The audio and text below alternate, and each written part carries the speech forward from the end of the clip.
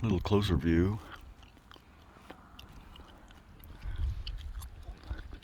We were over there in the first video.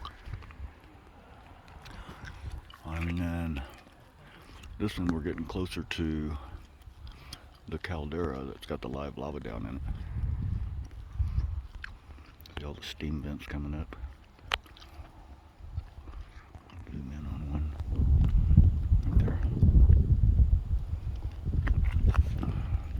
Another one past that tree on top.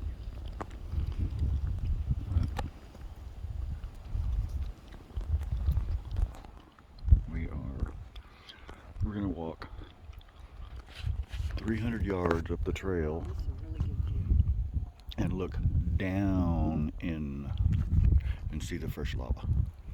Alright guys, later.